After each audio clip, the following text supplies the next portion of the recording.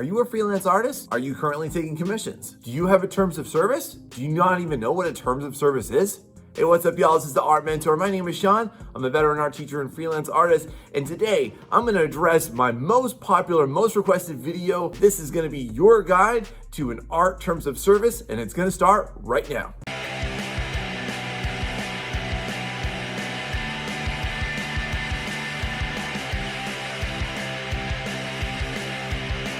So let's start out by defining what is a terms of service and why do you need it. So first off, a terms of service is basically going to just give a quick snapshot, just a simple little outline of what your experience working with a client is going to be like. In that, what you want to do is you basically want to make sure that this is a nice, succinct document. You probably are wondering, what's the difference between a terms of service and a contract, and are they the same? A terms of service and a contract are two entirely separate entities. So first off, here's my terms of service that we're going to go ahead and we're going to really explore today as far as what clients should expect from working with me, and something similarly that you can create for yourself as well. The terms of service should be just a very short document versus a contract, which is actually a very lengthy document that's going to really expound upon everything that you have in your terms of service, as well as it's going to include some other additional minute details that would be very, very essential for clients. Now, if you're not sure either what a contract is, I got you on that. I'm going to have a contract video coming for you very soon. Now, let's go ahead and let's take a look at some examples that I found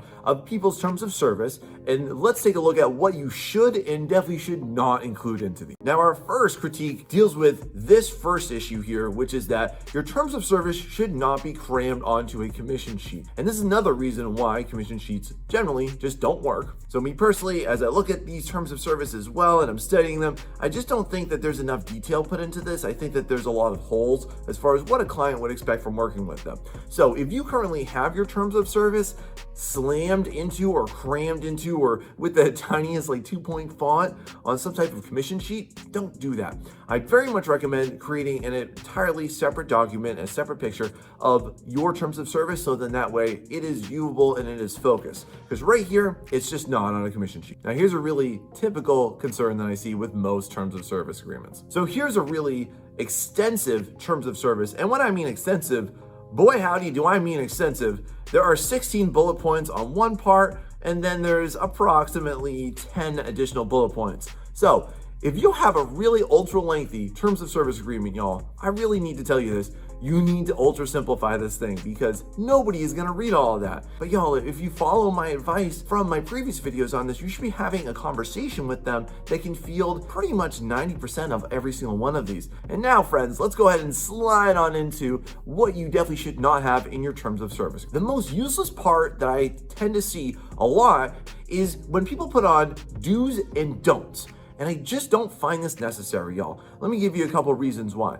Number one is that when people are going to find you, when clients are going to approach you for a commission, they're going to do it one of only two ways. Number one is that they're going to be on your website. They're going to be on either your DeviantArt, your ArtStation page, your Instagram page, whatever account, and they're going to be scrolling through everything. They're going to get a pretty good summary of what they can expect to get and what type of artwork you do. Second is that they are going to be viewing either a post that you put up or a post that you responded to with relevant examples. Therefore, generally speaking here, under zero conditions is somebody going to be looking through your portfolio of super cool mech designs and then hit you up and say, hey man, check it out. I really like all of your awesome, cool mech designs. Do you do chibis as well? Let me put it to you this way. It's kind of like if you ask somebody what they want to eat and they give you a list of every place that they do not want to eat. That's not what they want. Personally, for me too, I feel like this is very tacky. I feel it's unnecessary. And as a client, I think that it's immediately off-putting because you're kind of like, you're shaking your finger at them saying, no, no, no, no, no, I don't do that. So instead, they should just get a sense of what you do from what they see online. Now look, even without this, time and time again, you may be approached for something that you don't do. So very simplistically, just tell them, yeah, I don't really do that. Which, by the way, brings me to this important point. The most common other bullet that I tend to see on a lot of terms of service agreements is this popular one right here that says, if possible, I can decline requests. Why do you need to say this? This is so obvious. Nobody is ever going to come to you with a big project and force you to do this under the point of a gun to make sure that you get it done. So when I look at different examples of terms of service documents, I almost always see this bad boy on there, y'all. It is entirely unnecessary. You don't need to put that down because nobody's making you do this. No one's gonna force you to collect money and produce something that you don't wanna do. This is your prerogative to say no to them. No, stop putting this in there. This is so unnecessary. Next, let's take a look at this example. So the very last bullet here reads, if you want the PSD file, the additional cost is 50% of the commission cost. Y'all, we need to have a serious conversation about this. As a freelance artist, you never give a client a PSD file because you are setting yourself up to have your artwork stolen, my friends, unless you are doing a commercial project, in which case it is proprietary to the company. But overall with that too, if you are doing commercial artwork and you are being asked for a PSD file, my friends, you should be getting paid 4 to 5 figures for that original document because you are also selling your ownership of it. So definitely never ever do this. This is such a bad rookie move. Another popular item that I tend to see on here a lot is people talking about what their overall time frame is. So when I take a look at this person says turnaround time to complete is around 5 to 10 days. Back to this one, this person says commission will take 2 to 5 days depending on the difficulty. Here's my advice for you. You should definitely do not put this in your terms of service agreement. You will know that and be able to inform them of it through a conversation. And the one thing I'm going to constantly lead you back to here throughout this video is that you should be having a DM conversation with your clients every single time in order to qualify them. You don't need to put this in here. Next, let's talk about the subject of refunds, which, as I'm going to show you really quickly here, was a very popular bullet point. So a couple of issues that I see here is that just straight up saying, no, I don't do refunds. I understand where you're coming from here. Myself personally, if I'm paid for a project, then that is my time that I have invested into trying to find clients. And once I'm paid, once my slots are booked, once I'm fully booked up, then that is time for me not finding other clients. So then you are depriving me of money. It's your call how you want to handle this, okay?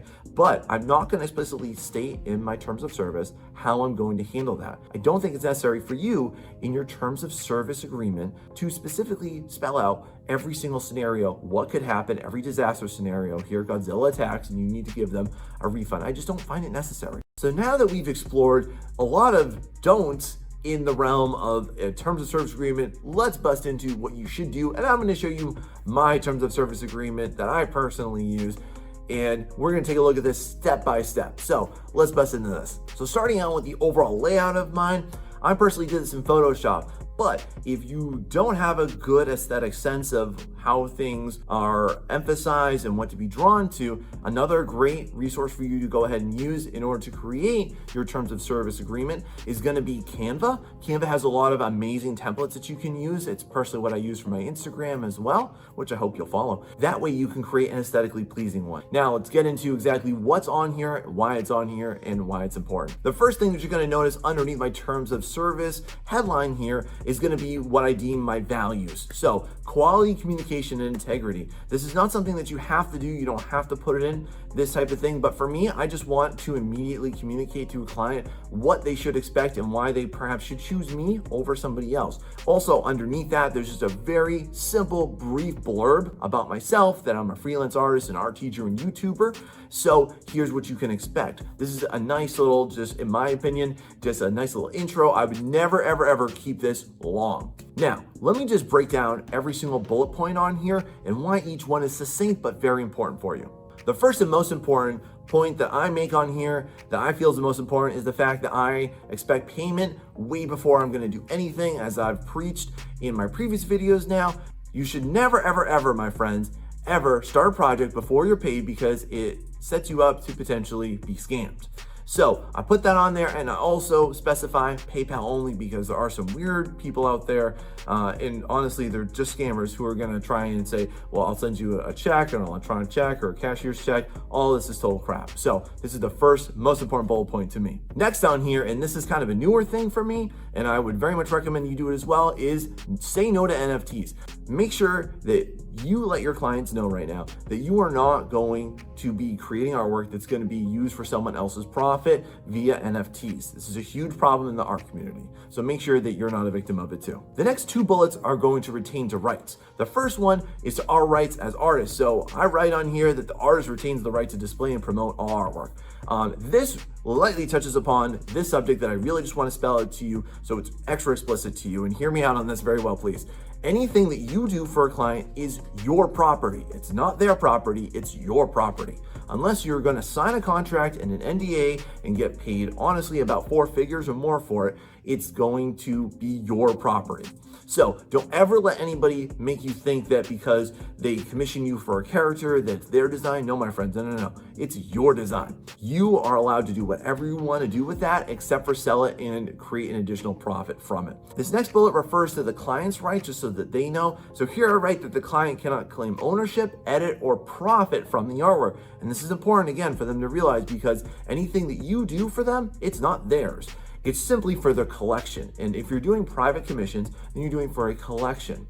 If you're going to be doing it for somebody who's going to need privacy for it, if they are going to want that under lock and key, or especially if they intend to do something that they're going to monetize and profit from, then you deserve a cut of that. So this is why it's very important, my friends, for you to make sure that you are not going to do a simple artwork for somebody, get paid once, and then they're going to profit for a lifetime over it. On the subject of commercial works, that's what this next bullet refers to. So I write here that the commercial work subject to additional terms and a contract in place. Big thing on commercial work is that traditionally, you are also subject to an NDA, which is a non-disclosure agreement that basically says that you are not allowed to showcase, promote, or talk about it so that it is basically kept under lock and key. If you ever are asked to sign an NDA, you should be paid for it, depending on what the size of the project is and the size of the budget and the company that you are going to work with. Additional terms should be utilized for that, and so should a contract. You always need a contract because you need to make sure that when you're working with corporate clients for commercial purposes, that you still have some rights to it, that you can display it, and that you can show it off in your body of work. This next bullet point here refers to basically refund policies. I tell them, I'm committed to your project. When you pay me, I'm yours and I'm gonna get this thing done. If I cannot complete it, I will issue a refund. What I see a lot of people do wrong in terms of service documents is that they'll spell out every single reason why they would refund somebody or why they would not complete a project. It's just not necessary. And lastly on here, communication, okay? So I just put on here what they can expect from me. So I say that I do it through DM or email, although to be honest with you, I've pretty much only done it through DMs for the last 7 years. Come up with your procedure, how you like to communicate, and let them know about it ahead of time. When clients know how they should expect to hear from you, how often they should hear from you. And again, this is an approximation. This is not something that you should say is set in stone. That's why I say a weekly update. I don't say that on Sundays by 1:32 p.m. I'm going to give you an update. I just say weekly updates. These are my best practices for how you should organize your terms of service agreement. If you have any other questions, make sure you ask me down below. And if you want to learn more about art commissions, where to find them, and how to do this better in every single aspect that's going to lead you to a successful art business, make sure to watch these videos right here.